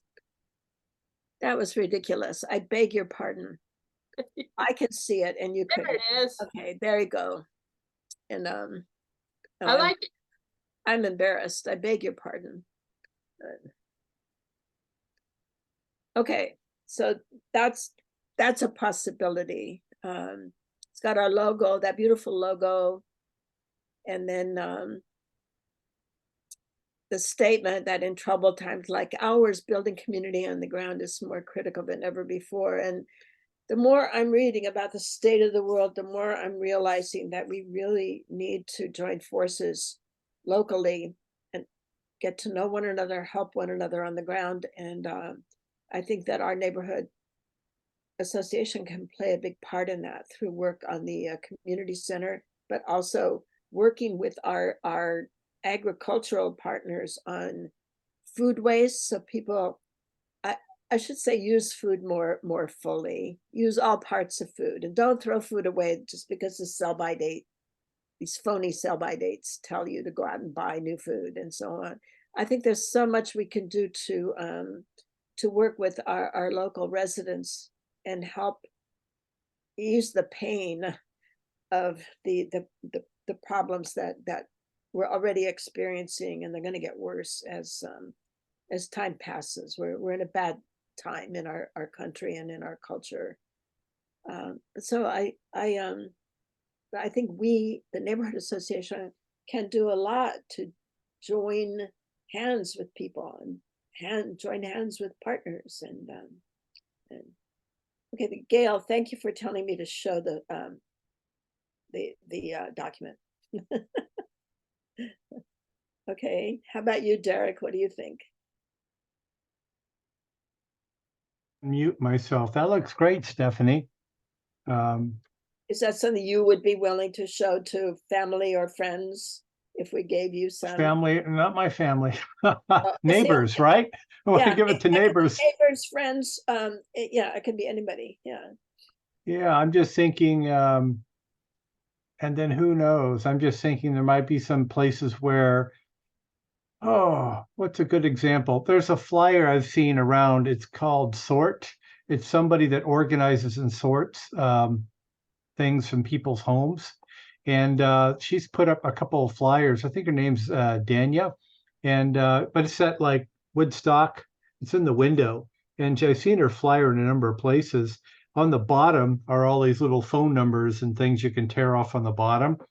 Do you think that would be worthwhile to put that on the bottom where people can tear off the little piece of paper with the email address on it? Or That's, I could make a version like that. That's a nice idea. I think we should try lots of things, and not only this, or it doesn't have to be this at all. If people had some other ideas, I think tear offs are really nice. I also think I'd like to engage some students at Lane. Lane's looking for volunteer work for students to, if we printed up a bunch of these, we could have kids just run them around the neighborhood, leave them on front porches and next to mailboxes and so on. And that's another way. But if we also post them in places where people can do a tear off, I think that's a lovely idea. I can do that. We can create that. yeah, and actually, Stephanie, I'm going to, if you don't mind, I'm just going to quickly text you a photo of what I'm talking about.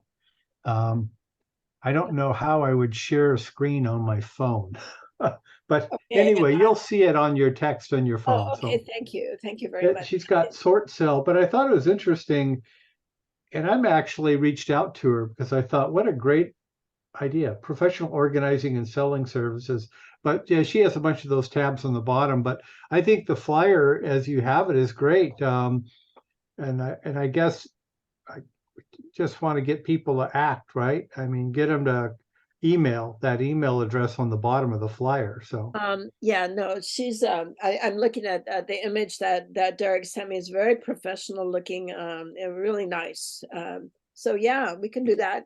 I like that. Thank okay. you. Thank you very much.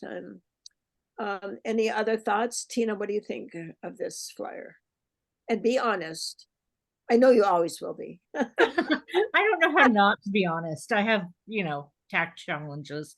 I really like it. I like Derek's thought of adding the tear-offs, but so much of our society, even people that are poor, even homeless people, have smartphones, and putting a little QR code that's scannable to straight to that link is super cheap, easy, free graphics that I would be happy to help you do.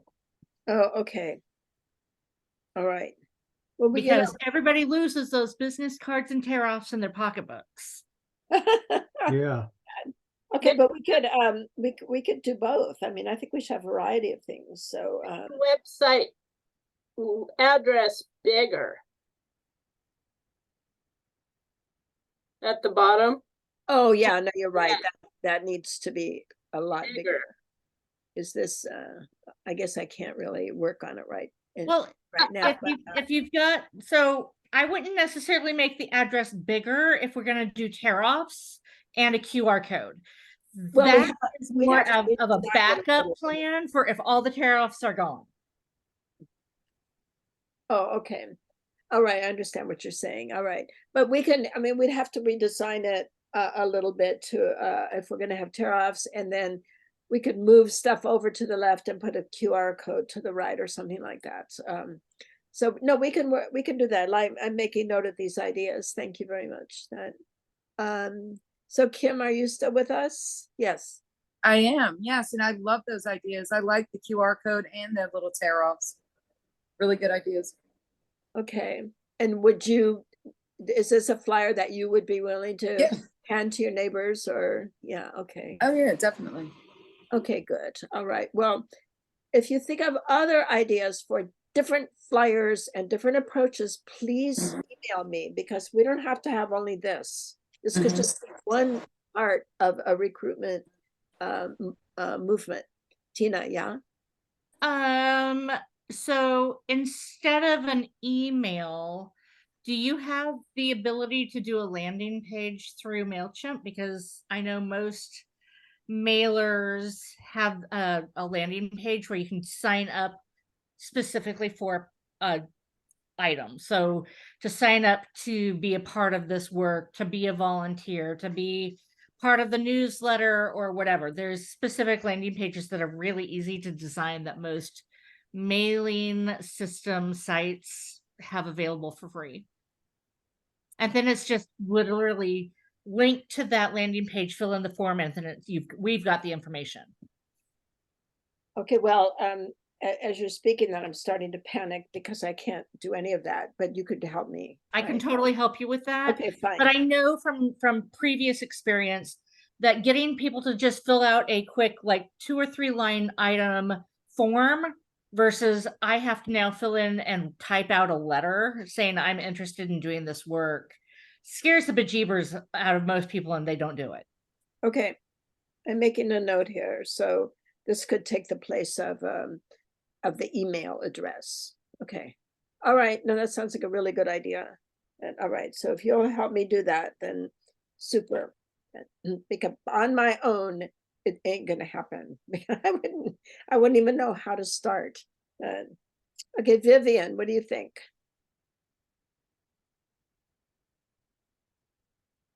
Maybe you're not there anymore. Okay. Okay. And Stephanie Torgerson, what do you think?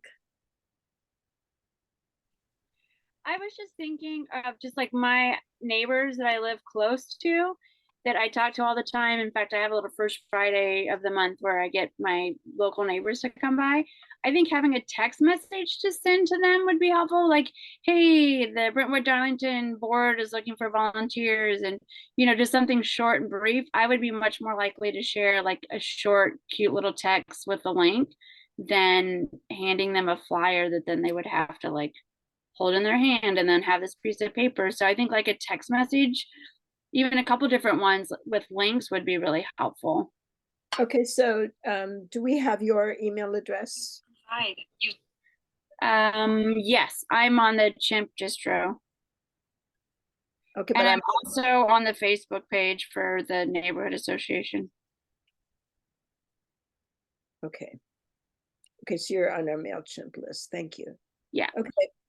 All right, we can do that. We can do that. I think we should have a variety of things. And so a spiffy text message with a link. And that link could lead to the sort of thing that Tina's talking about, a collector. Okay. All right. Well, I put this flyer together to help organize my thoughts. I want to put together a recruitment plan that we would launch in January. I wouldn't try to do it now before the holidays. It's people have too much going on, and in case I haven't organized a plan, but I feel encouraged by your interest and your approval of this this draft. So I will report more later on or propose to you a plan that we can undertake. But we do need more resources, more BDNA resources, more people at work carrying out things, and we have fun things to do. And we can also make the dreary stuff, the minutes and bookkeeping, these things can be streamlined and made way less painful than they are right now. Okay, I'm going to stop sharing and hurry on to our next thing.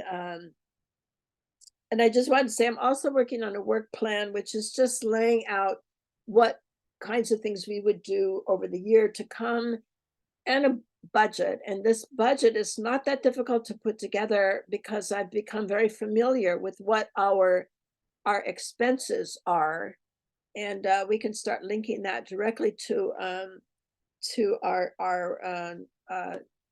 excuse me, to our accounts with our account information at the credit union, and kind of automate our bookkeeping. But I'm working on all that, and so eventually, a little later, I'll have some things to share with you. But we can advertise for treasurer and secretarial support and so on, because Laura Lee needs help, and be able to truthfully say we are going to minimize the pain here. We have these things we have to comply with, but it doesn't mean we need to have to suffer as we comply with them. Then I wanted to move on to the potential we have for forming partnerships. I feel that we've grown very close to and strong with Master Gardeners by working on Sparrowhawk, and I did some volunteering at their demo garden, which was very rewarding and very instructive. And I visited the Francis Center several times, and I've gotten now email from the Lane PTA. They want to work with us. And so I feel that suddenly we're kind of on a roll with the possibilities of having partners that we can help by advertising or, posting on MailChimp and on our website, their programs, their needs for volunteers, their events. And this is very helpful. It's very helpful to others. And we have a big MailChimp list that we can offer.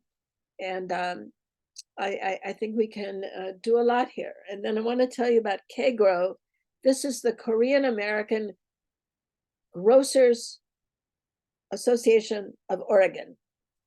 And this is actually tied to Gail, but you won't know why. When we had movies in the park, I took stacks of flyers around to the different convenience stores. Our convenience stores are owned and operated by Korean American families.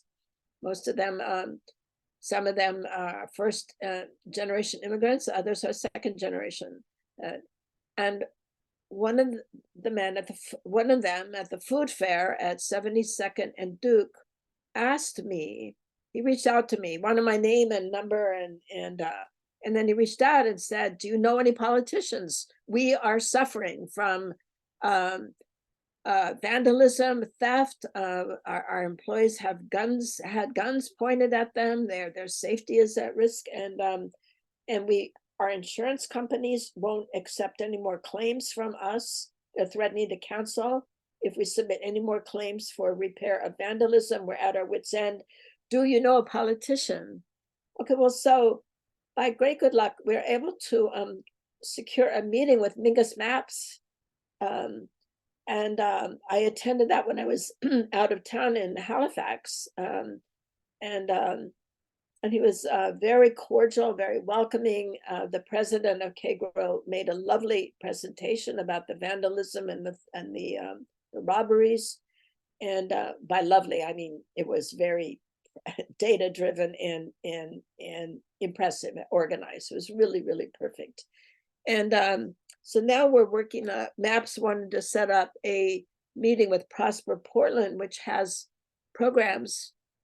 Financial programs that reimburse small business owners for damage done to their property. And these programs leave out inner Southeast Portland, skip them entirely. And oh, okay, goodbye, Derek. Derek's internet started to fail. And so we are going to be meeting with Prosper Portland, and we're busy setting up that meeting now. So this is something, a kind of advocacy that BDNA is very well poised to offer. And because of Movies in the Park, we got a connection. Then one thing leads to another, right? When you're out there doing things. So this is very exciting. And so now we're actually helping a group in our neighborhood. And we're constantly being badgered by, I would say, the Southeast Uplift to help minority populations and so on. And we said, well, help us know how do we get in touch with people? What do we do? And we don't get any help, I would say. And so in this case, fortuitously, we were able to start working with KGRO and help them. And we've warned them. I've told them, Mr. Kim, the president, this may lead nowhere, but we're trying. These politicians are slippery beasts, and they already, tried to slither out of our hands, and we had to go after them about this meeting with Prosper Portland, but they're back on track at the moment. But we have a plan that if we cannot get some financial relief and some protection for our stores, then maybe we go to the press next. We'll see. But anyway, I just thought it's wonderful that BDNA could be in a position to help. And that's exactly what we're supposed to do. We're supposed to be a conduit between our residents and the city government or the county government. So I was just very excited about this happening. And we've also pointed out that we're a giant neighborhood, 3 census tracts, 13,000 people, and we only have one grocery store, which is very small, grocery outlet. We depend on our convenience stores, which are scattered all over the neighborhood. And we need them. And we won't have this. This kind of abuse is not acceptable, and the city needs to step up and end it. So, okay. All right, that's it on KGRO. Stephanie? Yes. I think we need to call David Ashton.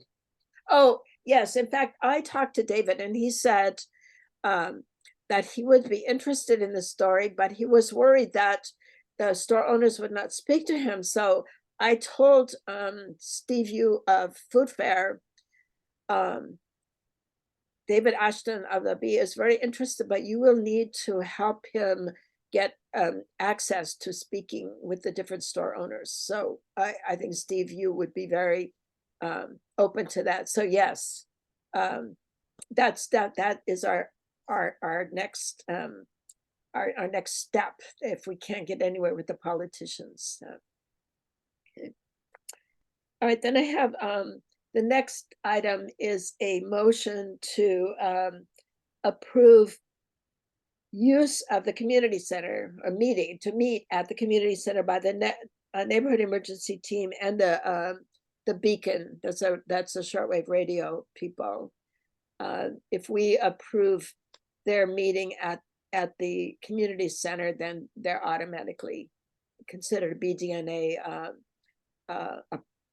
event, and so they get covered by insurance and so on. And so I move that we approve use of the BDNA for meetings by Net and Beacon.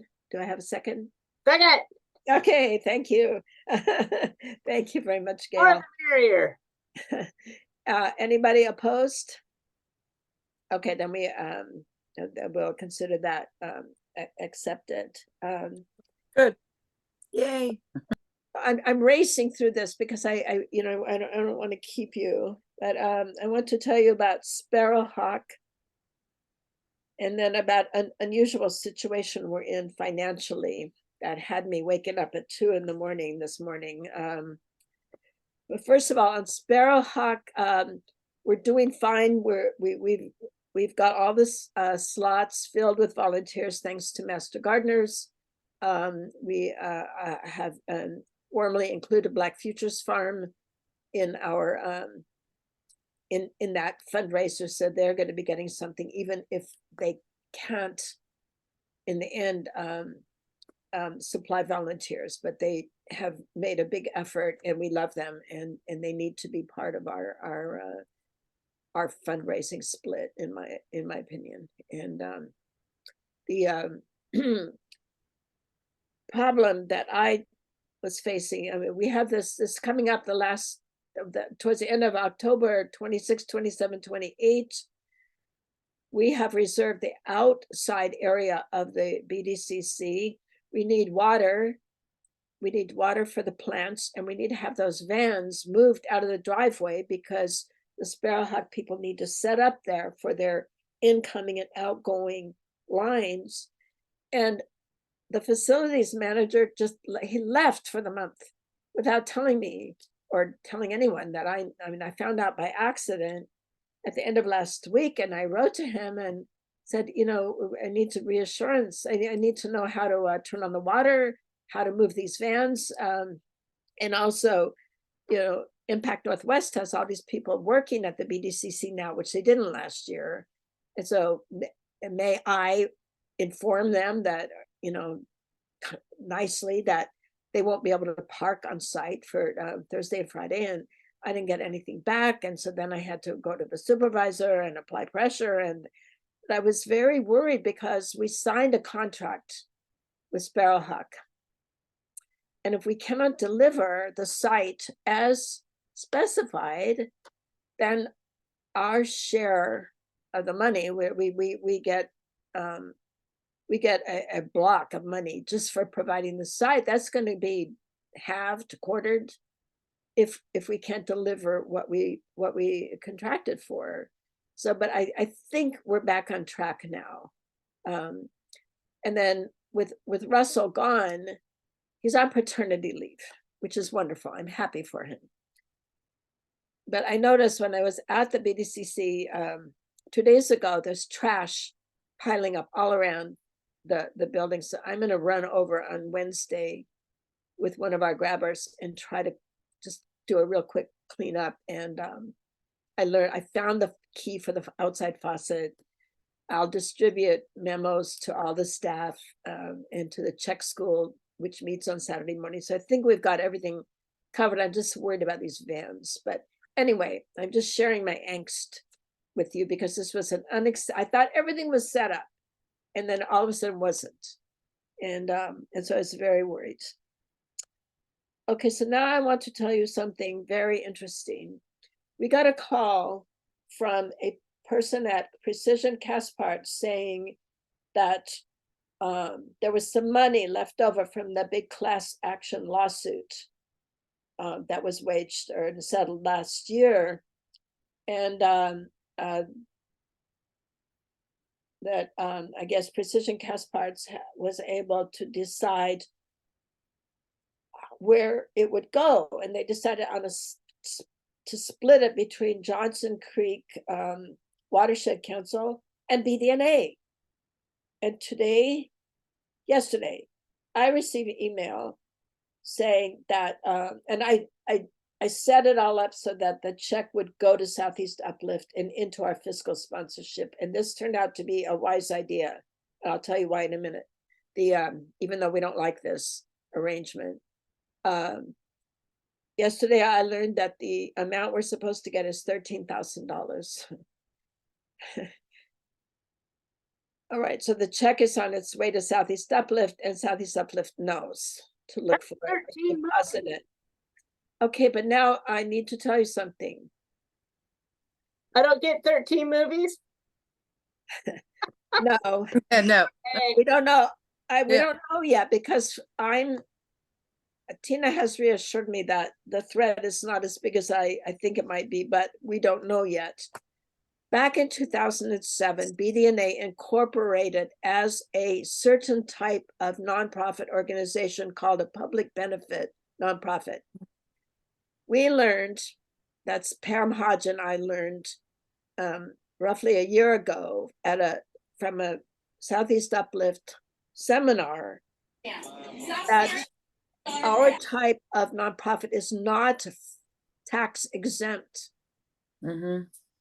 true. We've never, ever filed the requisite documents with IRS or the Oregon Department of Revenue. We don't know what our tax liability might be. Mm. And That's why we have Southeast Uplift. yeah, but you know what? We've kept $5,000 in our checking account, and we have $300 plus $13,000 to come at Southeast Uplift. Mm-hmm. I don't know whether we're going to be forced to go back through our books, even if it's Tina thinks maybe it wouldn't be more than 7 years. This would be a nightmare. Nevertheless, Mm-hmm. 7 years, even 3 years, we may have to pay somebody every year to prepare the form, because Southeast Uplift at first we're like, yeah, what is this? Give us information. And we got all kinds of non-information. And then we got from that, oh, well, you're supposed to file X and such form every year with Treasury. And we don't have any word yet on what to do with Oregon. So I'm just cautioning you that there is a possibility that maybe our 13,000 might get dwindled. I don't know. It might not. It might be that because we're basically just pretty poverty stricken. I mean, with 5,000 in our checking account, forget the 13 for a minute. It may be that IRS and Oregon Department of Revenue just don't pay attention to little organizations like ours. They don't. And, but I need to find out, because it's my responsibility as the chair to protect us and make sure that we're doing the best thing. But I don't want to go to the IRS and announce us. Oh, here we are. Come and take our money. I'm feeling that Southeast Uplift, which never peeped a word about this for what, 16 years that we have been incorporated, we've never heard a peep about this. We get all the time hounded about the Secretary of State and the Department of Justice and the fiscal sponsorship and the this and the that, but never anything about taxes. And I think they didn't know. And do you have a Gail? We tried to form our own nonprofit status once upon a time, and it was unbelievably expensive and time consuming. And Southeast Uplift came in and said, you don't need to do this. We are your fiscal partner. Rely on us. So we dropped it. Well, I need to find out about that, because it may be that if we can move our funds over to them, then maybe, I don't know. I just don't know. But yes, that was the story I got too from them, from Southeast Uplift. We're your 501c3, we're your fiscal sponsor. We act on your behalf. All the funds stored with us are not are tax exempt, and you're fine. Yep. And but now the story is changing. I'm just telling you, the story is changing, and maybe it'll be fine. Tina seems to have a much more sanguine, sunny outlook on this than I do. That's good, because we do need that other outlook besides my panicked outlook. That I will be trying to find out about this, but I also have an awful lot of work to do, because we don't have land use, we don't have treasurer now, we don't have the secretary I'm doing some of that work as well. We don't have a vice chair. Fine. I think you'll be fine. Just let the money go to Southeast Uplift. They know it's for us. We don't have to worry about it. Once they have it, all we get to do is spend it. Yeah, but as it comes to us, we request 500 here, 1,000 there, then it comes into our checking account, and then it's income that might be taxable. It's a disbursement. That's different. Okay. It's a disbursement from a nonprofit for an event or a thing or an expense that's not income. Oh, okay. I'm making a note of It's one that. of those fine line financial things. Okay, and you're pretty familiar with the bookkeeping for your business, right? Okay. Okay. All right. Well, I'm going to find out. I just want you to know that on behalf of BDNA, I've just been very concerned, because it's just like an asteroid coming out of the skies. Wham! What? I never heard of this before. And apparently Southeast Uplift hadn't either. So, or they never thought about it from our point of view. But we can't, I know that Mount Scott Arleta is also a public benefit corporation.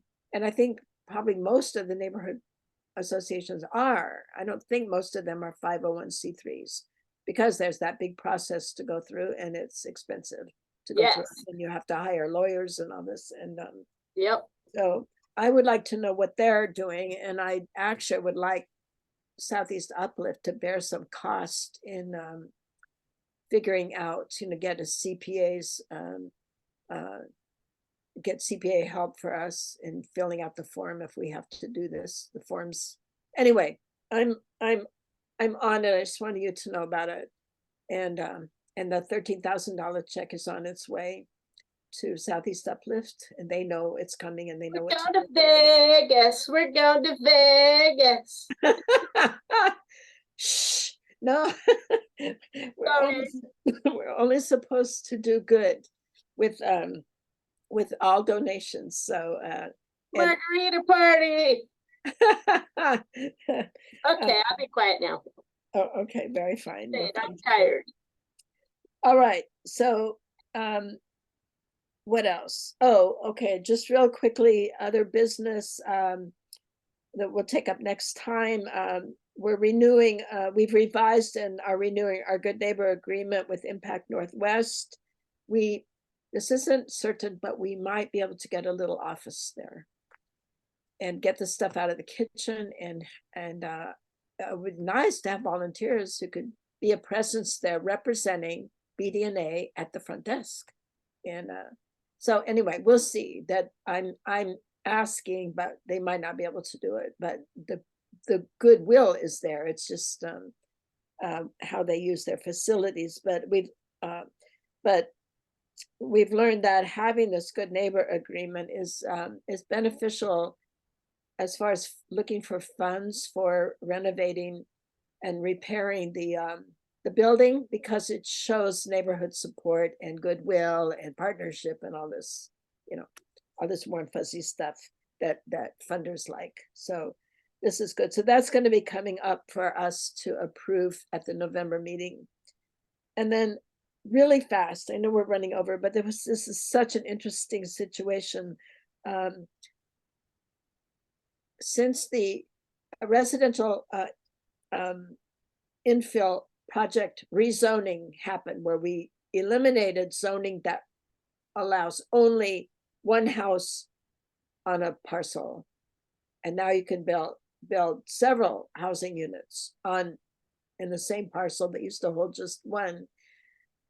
We've seen a lot of construction of multi-unit buildings, anywhere from 2 to 4 to 6, where they build the building and then because it was by right, there's been no notification. The neighbors see the thing going up, but no one's had any information about it. And suddenly all the neighbors get notifications, and we do too, that the property is going to be divided. And so on the first instance of this that I became aware of, I called the planner and I said, I don't understand how you divide. You say you're cutting the house, you're cutting this 4-unit housing building in 4. And he said, no, they don't cut the building. That's just the language they use. They're running lot lines through the walls. I mean, just on paper, they go through the walls, and all of a sudden a 4-unit building on a lot becomes 4 units on 4 little lots. And so this is happening in several places. And when the neighbors see the things going up, they don't get the notice until the lot line comes up, because then that becomes a zoning issue. And so we're having local upset from neighbors who see that the developers have just paid into a fund to the city that allows the city to build sidewalks somewhere else. There's no on-site parking. And the neighbors who have been using the public right of way for parking are upset because now there's competition for vehicle storage. And so we've had some angry voices raised here in Brentwood Darlington. So just wanting you to know about it. There's nothing we could do about it. There isn't, but we can note it and maybe talk to some planners some more and see. I mean, in some places it's not really appropriate. The little teeny narrow streets on the other side of 52nd Avenue, like rural and what are they? Not Henderson, but never mind, all of a sudden I can't think of that. Where they're so narrow that the cars just park on one side, and if you try to drive down them, you can't, because you have to pull into driveways or in between parked cars so that the oncoming traffic. To put a like 8-unit or 4-unit building on one of those streets is probably not really a good idea. On a wider street where you can park on both sides of the street, and so it makes more sense. So maybe that is something that we can advocate for, like stop building multi-units on teeny tiny streets. That just doesn't make sense, but we'll have to see. Anyway, it's just very interesting, and I wanted you to know about it. And then Kim, do you have anything you could tell us about the most recent meeting you've attended at Southeast Uplift? So I think the biggest thing right now would be if we want to apply for any grants, the deadline is the October 31st. They have 76,000 available for community small grants. So we would just need to decide what we'd want to apply for and then, fill the paperwork out. Yeah, no, it's on my list to That's about it. think about as I look down through the volunteer tasks and I think that's I don't think we can use it for bookkeeper or treasurer, but there are probably some other possibilities. Yeah. So yes, October 31st, is that what you said? Yes. Okay. All right, thank you. Okay, awesome. Thank you. And so I just had a question. When at the board meetings for Southeast Uplift, when Nancy Champlin gives her director's report, what is in that report? What does she talk about? Oh, well, let's see. She goes over quite a bit. I mean, she's very thorough. Let me get back to over the finances, for example. Oh yeah.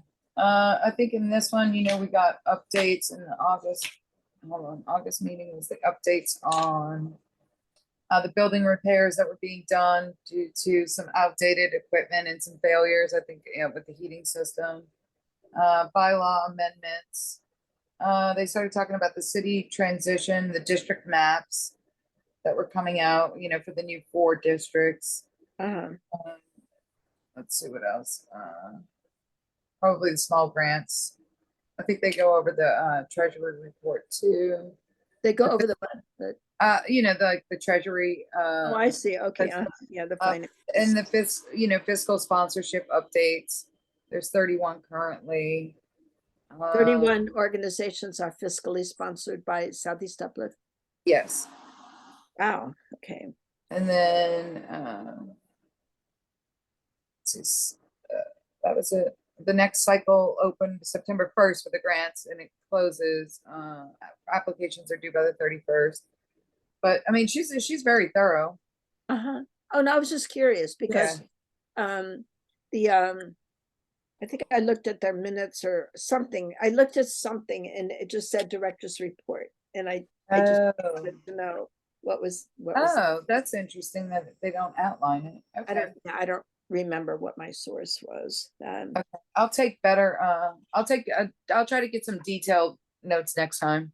Oh, well, it's okay. I mean, this was sufficient. I was just curious. What did she talk to you about? That's all. Yeah, and I usually take pretty decent notes, but I'll try and pay attention to that. Oh, okay. That's good info to have. Okay, thank you. Okay, yeah, no problem. Okay, I raced through this agenda and I did all the talking pretty much. I'm sorry, but I wanted to cover a lot of ground here. I hope it's okay with you. And in November, we'll do the Good Neighbor Agreement. I'll have updates, I hope, on the tax situation, I hope. And we'll be sending you the task list for Spring Green 2024. And I think that's it. Are there any comments or questions? Okay, am I forgiven for dominating this discussion, this race through the agenda? There was a lot to cover, and but I didn't want to keep us late. No problem. Thank you. All right. Well, thank you all, and I bid you good night. Go and have a good rest of the evening, and a wonderful weekend. It's gonna be hot. It's gonna be Thanks hot. to you guys. Have a good night. All right. Bye bye, everybody.